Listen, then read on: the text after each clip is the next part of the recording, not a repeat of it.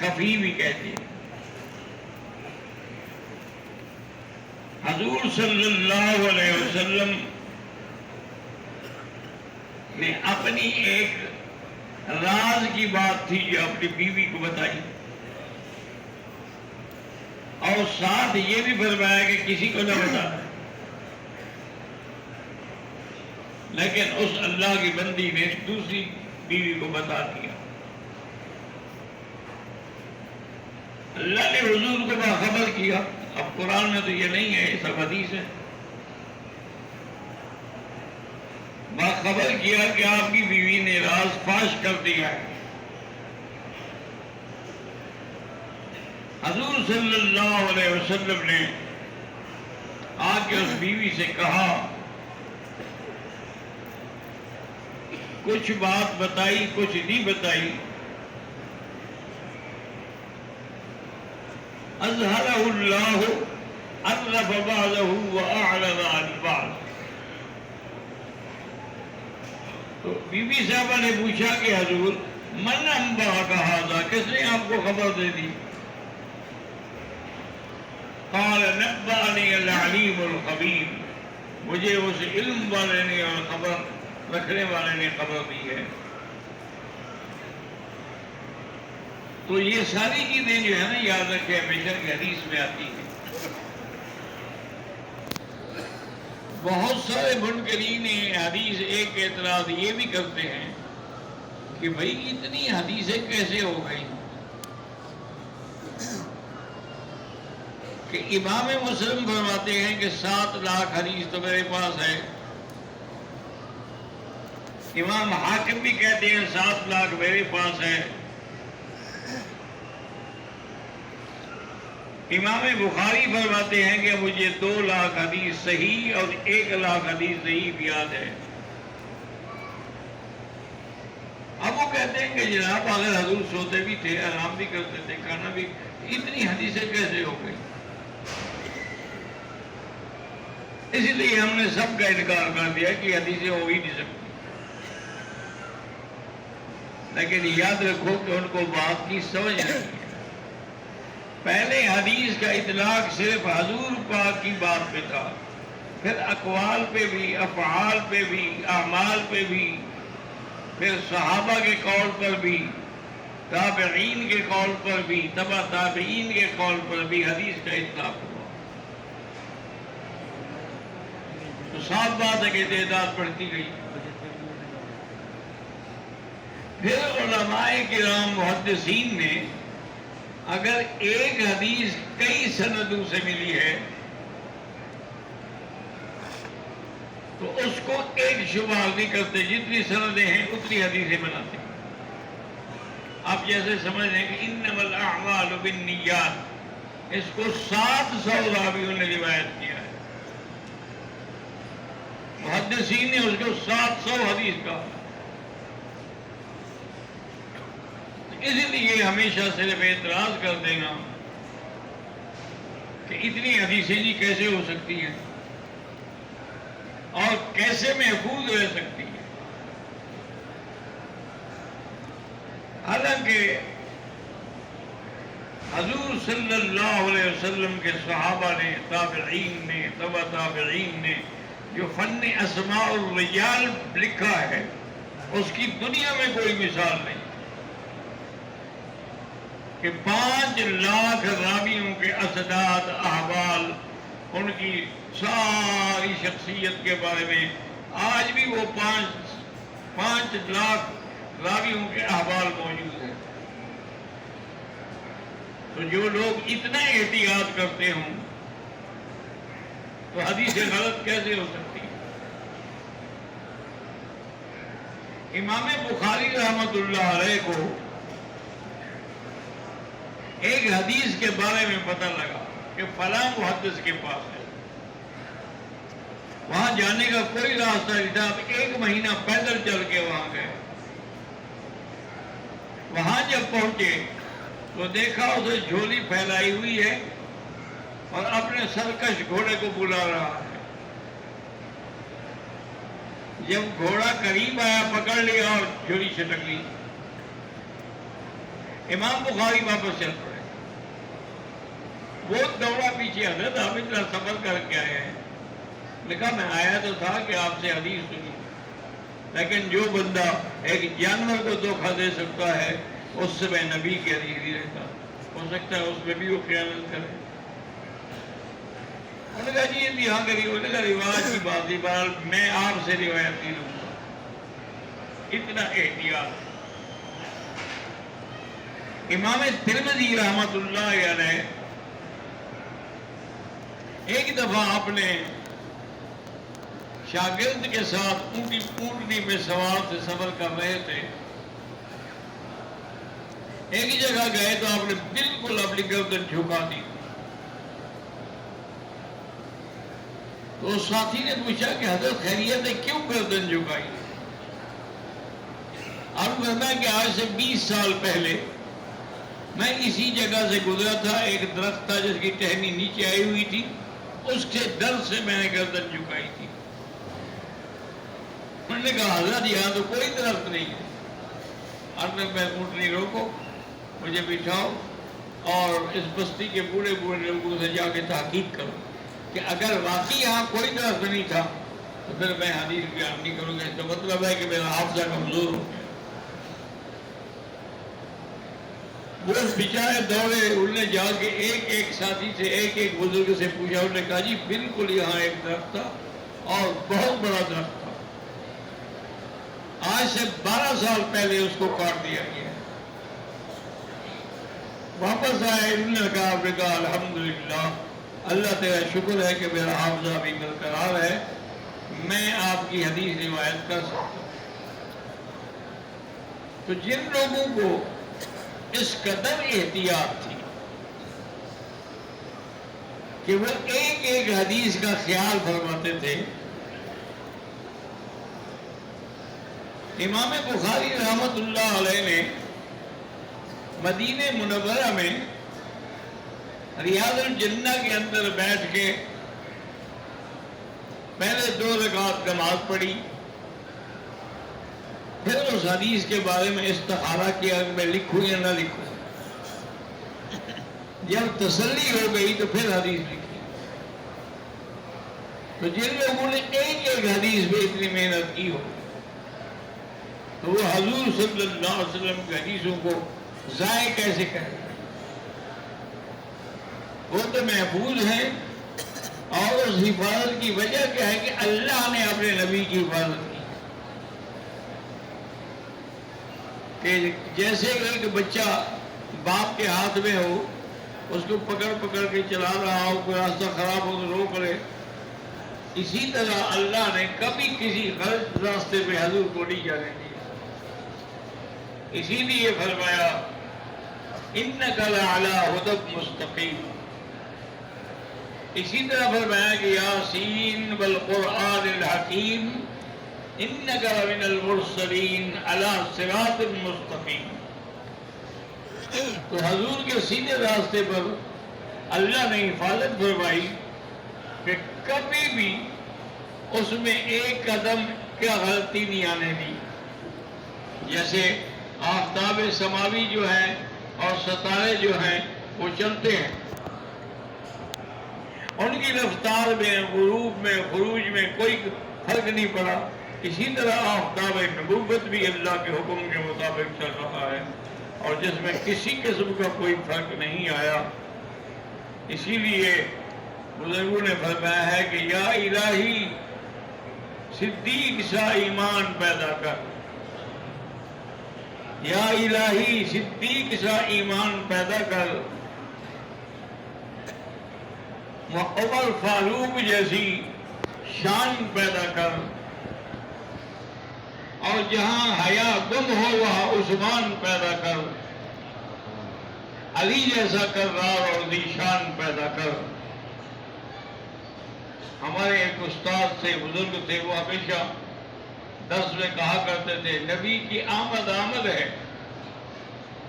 نبی کی آمد آمد ہے، مبشرا و نذیرا سراجا و منیرا صلوا علیہ وسلموا تسلیما کثیرا کثیرا. اللہم صل علی سیدنا محمد وبارک وسلم.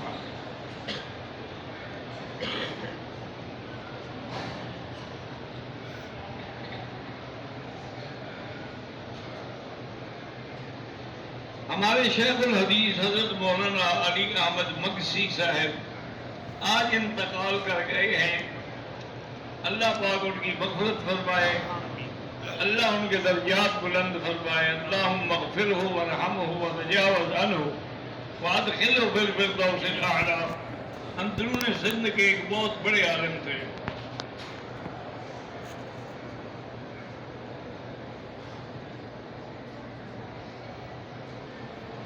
مکہ شریف سے مدینہ شریف آنے جانے کے وقت بس ڈرائیور حضرات جو ہیں بار بار کہنے کے باوجود نماز کے لیے نہیں رکتے،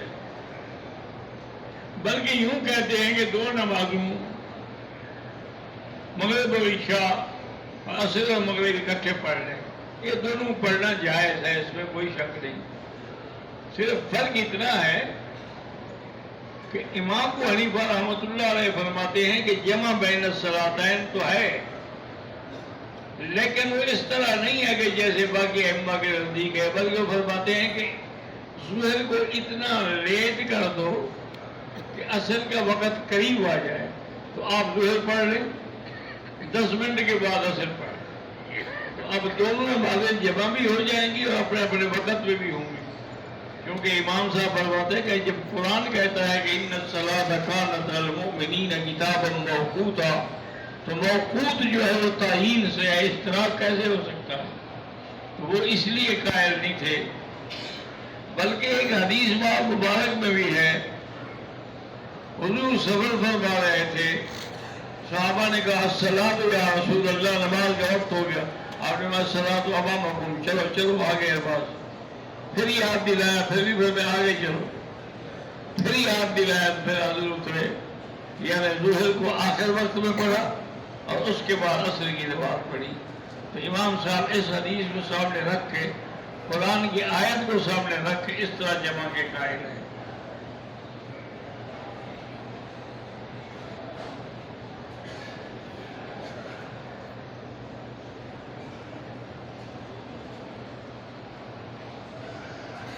کہتا ہے جی کہ ایک دوست نے ایک بیل خریدا، دوڑ لگانے والا. جب وہ دوڑ میں نہیں دوڑا تو اس نے اعلان کیا کہ میں اسے قربان کر دوں گا. یہ بیل یہ گھر کے تمام افراد کا مشترکہ بھی ہے، کیا کرنا چاہیے؟ پہلے ضرورت ہی نہیں ہے ایسی جھوٹی باتیں کرنے کی، ورنہ اگر کرو بھی تو پھر جو اس کے پیسے آئیں وہ سب پہ تقسیم کرو، یا جو بھی گوشت بنے وہ سب پہ تقسیم کرو.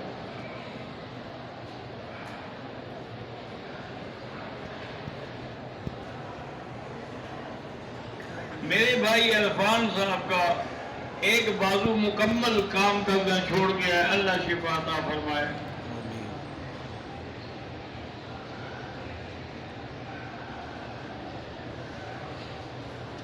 کہتے جی کل آپ نے فرمایا تھا کہ حضور صلی اللہ علیہ وسلم اسی قبر میں. میرا بھائی بات یہ ہے کہ حضور کی جب وفات ہوئی ہے تو اسی قبر میں دفن ہوئے ہیں یا نہیں ہوئے ہیں؟ اور ساتھ آپ نے یہ بھی فرمایا تھا کہ میری اللہ کا یہ فیصلہ ہے کہ جہاں کی مٹی اٹھائی جائے گی وہیں اسی کو دفن کیا جائے گا. منہا خلقناکم وفیہا نعیدکم ومنہا نخرجکم تارۃ اخری. تو ابو بکر بھی وہیں دفن ہوئے، عمر بھی وہیں دفن ہوئے، اور حضور نے فرمایا ھذا نبعث یوم القیامہ، اسی طرح ہم دونوں دائیں بائیں ابو بکر عمر ہوں گے، ہم قیامت کے دن کھڑے ہوں گے. اس کا مطلب ہے قبر سے مراد یہی قبر ہے. یہ کہہ رہا ہے کہ کوئی روحانی قبر فضا ہوا میں ہے، یہ بات کہنی غلط. اصل قبر جو ہے یہی ہے، ثم اماتہ فاقبرہ، کہ اللہ موت دیتے ہیں پھر اس کے بعد قبر میں بھیجتے ہیں. اس لیے آپ حضرات کو اس میں شبہ نہیں کرنا چاہیے. باقی یہ بات ہے کہ آدمی کے مرنے کے بعد جو آخرت تک کا زمانہ ہے یہ خود بخود عالم برزخ ہے.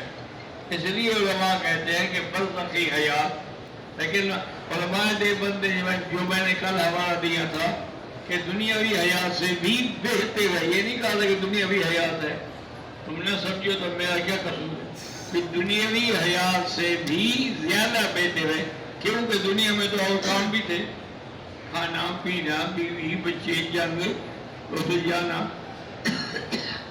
اب تو صرف اللہ سے تعلق ہے نا،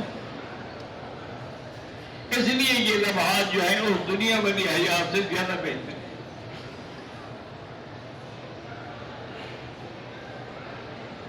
کہتا جی زیدی شیعہ کافر ہیں، بالکل کافر ہیں، اور پنجتن کا عقیدہ بالکل یہ کفر کا گھڑا ہوا ہے، اس لیے آپ دیکھیں کہ وہ اسی پنجتن کا وظیفہ پڑھتے ہیں کہ لی خمسۃ اطفی بہا حظ الوباء الحاتمہ المصطفیٰ والمرتضی ابناہما والفاطمہ، یہ تو ان کا وظیفہ ہے، لہٰذا کفر ہے، نہ پڑھا کریں۔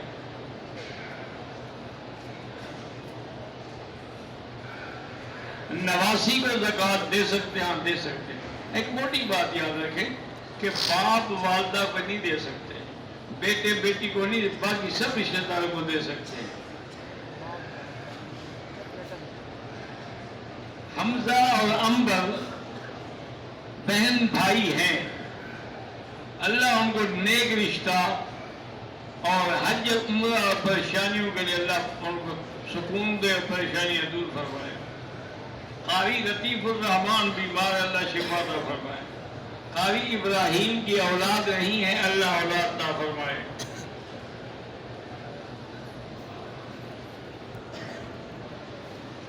محمد یونس کے والد نے پاؤں کا آپریشن کرایا ہے، اللہ شفا دے۔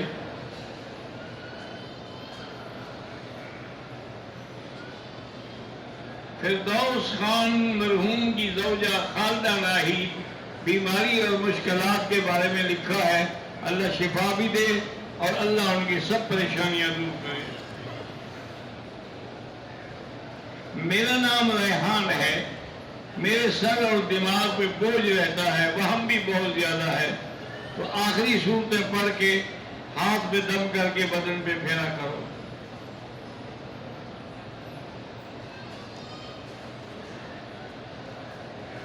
میرے چھوٹے بھائی کے ہاں بیٹی پیدا ہوئی ہے، بیٹی کا نام جو بھی رکھنا ہو، میری رائے یہی ہے کہ حضور کی بیٹیوں کے نام بھی ہیں، رقیہ بھی ہے، ام کلثوم بھی ہے، زینب بھی ہے، بی بی فاطمہ بھی ہے، ان میں کوئی نام رکھ لو۔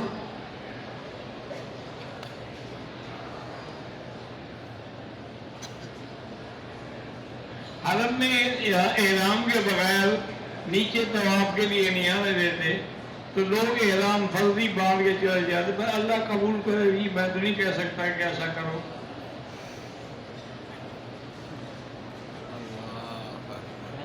یہاں زمزم لے جانے کی اجازت تو نہیں ہے، بالکل اجازت ہے، لیکن ایک حد مقرر ہے، یہ نہیں ہے کہ آپ 100 کلو زمزم لے جائیں۔ اگر ایسا شوق ہے تو اس کو کارڈ کے ذریعے بھیج دیں، وہاں پیسے لگتے ہیں نا۔ کچھ لوگ داڑھی تھوڑی سی رکھتے ہیں، یہ دکھانے کے لیے ہے، اس کو داڑھی نہیں کہیں گے نا، سنت کے مطابق ایک مشت کے برابر ہونی چاہیے۔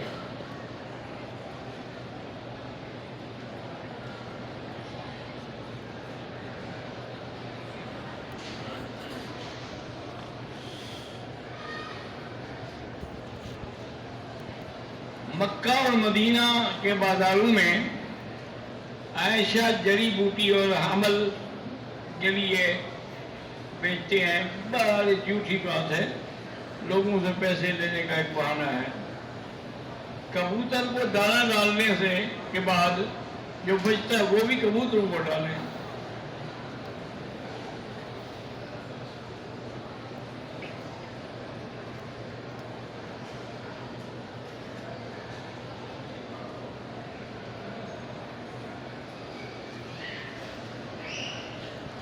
ہمارے مسجد کے امام قرات میں بڑی غلطیاں کرتے ہیں، تو اس لیے بعض ائمہ کے لوگ ان کے پیچھے نماز نہیں پڑھتے، وہ ان کی احتیاط ہے، ایک ہے نماز ہو جائے، نماز تو سب کی ہو جائے گی۔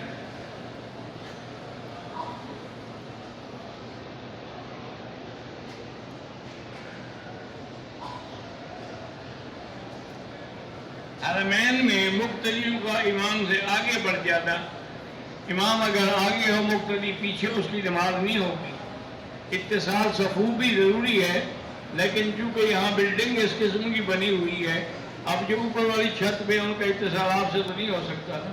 مقصد یہ ہے کہ اگر اگلی صفحے نظر آتی ہے تو اتصال ہے۔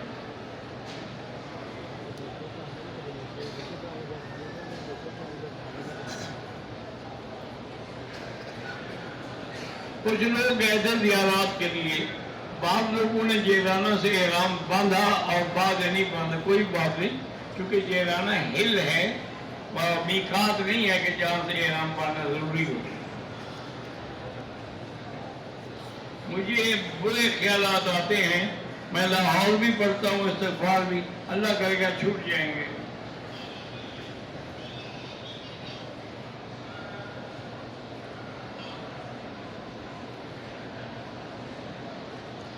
میں نے عمرے کے لیے اپنے ایک عزیز کے پاس رقم جمع کروائی، پھر کرونا کا عذاب آ گیا، اب اتنے عرصے کے بعد انہوں نے مجھے کٹوتی کے ساتھ پیسے واپس کیے ہیں۔ بہرحال باقی رقم کا آپ بھی بتائیں، اس کی شرافت ہے کہ واپس کر دی، وضاحت کر کوئی دیتا ہے، اس لیے باقی تم بھی معاف کر دو۔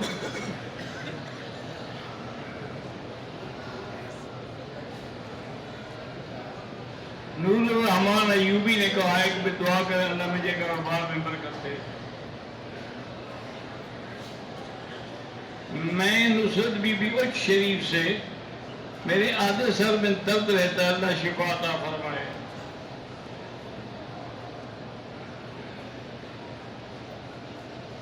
سدرہ بنت غلام یاسین علی پور سے، 1 سال سے میرے شوہر نے لڑائی کی ہوئی، اللہ کرے آپ میں سلو ہو جائے یا پھر فیصلہ ہو جائے۔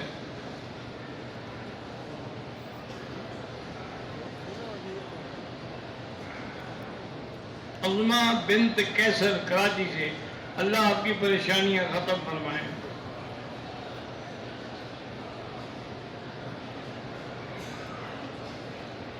ماریہ زوجہ فرحان، 6 سال ہوئے شادی کو، اولاد نہیں ہوئی، اللہ آپ کو صاحب اولاد کرے۔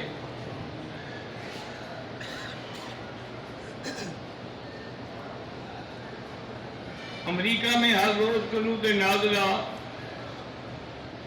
غزہ کے لیے پڑھی جاتی ہے، ٹھیک ہے، ضروری نہیں ہوتا کہ ہر روز پڑھی جائے، مکہ مدینے والے بھی پڑھتے ہیں، لیکن وقت ضرورت۔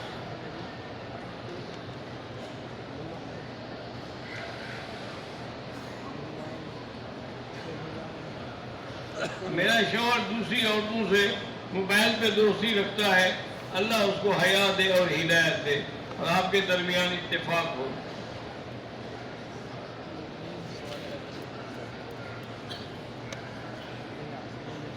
آپ کی پسندیدہ کتب، میری تو بھائی تمام احادیث سیاہ کی اور اس کے علاوہ فقہ کی سب حدیثیں، سب کتابیں پسند ہیں، بس دعا کریں کہ اللہ ہمیں اس میں عمل کرنے کی توفیق دے اور آپ کے مدرسے کو بھی ترقی دے۔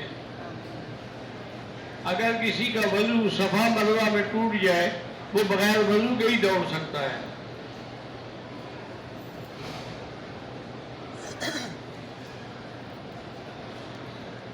بی بی سودا کو حضور نے طلاق دی تھی، نہیں، بی بی طلاق دینے کا ارادہ فرمایا تھا، وجہ یہ تھی ایک تو بوڑھی ہو گئی تھی، ان کی عمر بھی زیادہ ہو گئی تھی، اب وہ حقوق زوجیت بھی ادا نہیں کر سکتی تھی، تو انہوں نے آگے درخواست کی کہ یا رسول اللہ مجھے طلاق نہ دیں، میں یہ چاہتی ہوں کہ قیامت والے دن میں آپ کی بیوی بن کے اٹھوں، باقی میں اپنے حقوق جو ہے اور دن جو ہے نوبہ جو بیوی عائشہ کو دیتی ہوں۔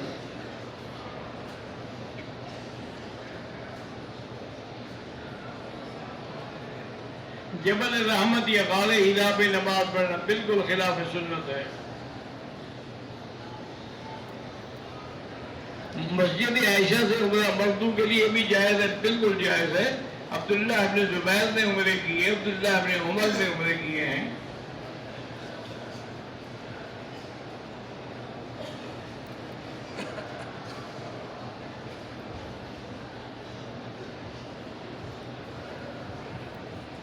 چار عرب زمین سے اٹھا لیا، مکہ میں کسی کے تھے ہم، میں نے اٹھا لیا، بہرحال اس کا اعلان کرو، مالک مل جائے اس کو دے دو.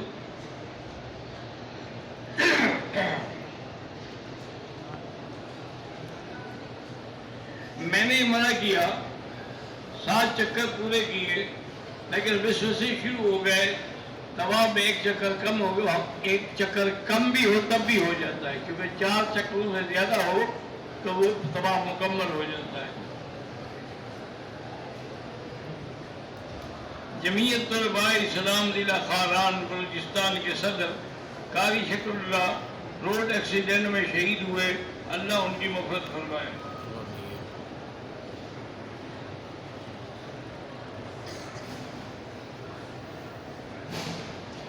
کراچی میں ایک مدرسے کی بنیاد رکھی گئی ہے، اللہ اس میں زیادہ سے زیادہ ترقی دے.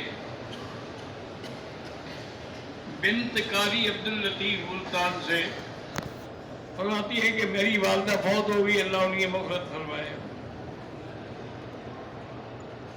زوجہ معاویہ، میرے سسرال والے مجھے قبول نہیں کرتے اور مجھے اولاد بھی نہیں ہوئی، اللہ کرے آپ کی اولاد بھی ہو جائے اور آپس میں اتفاق اتحاد بھی ہو جائے. حضرت مولانا فضل الرحمان صاحب ماشاءاللہ خود بھی عالم ہیں اور ابن عالم ہیں، ان کے والد بھی بہت بڑے عالم تھے.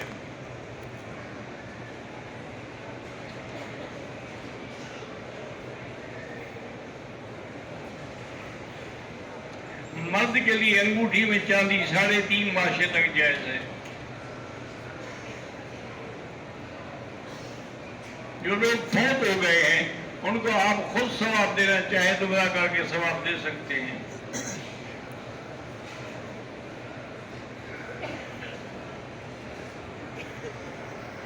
کہتے ہیں جی کہ انما الاعمال بالنیات جو ہے یہ حدیث غریب ہوگی، ہم نے تو اس کو ان اسرار کے ساتھ پڑھا ہے جو بالکل صحیح ہے.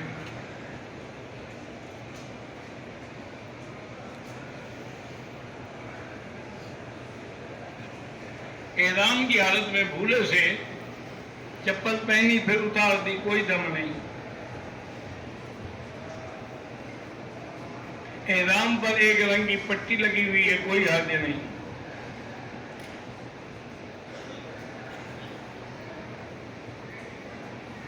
ایک شیعہ کہتا ہے کہ جب حضور کی وراثت نہیں ہے تو ابو بکر عمر کے ساتھ حضور نے فرمایا میری وراثت دنیا پیسہ وہ نہیں ہے، انبیاء جو ہے ان کا ورثہ علم ہوتا ہے، تو ابو بکر عمر بھی تو ان کے علم کے وارث تھے، اس لیے ساتھ سوئے ہوئے ہیں. موبائل میں بھی تصویر نہیں کھینچنی چاہیے. میں ادیب لیاقت آزاد کشمیر سے، میرے علاقہ میں دعوت و تبلیغ کی ضرورت ہے، تبلیغی جماعت کے مرکز وہ لکھے، انشاءاللہ وہ جماعتیں بھیجیں گے.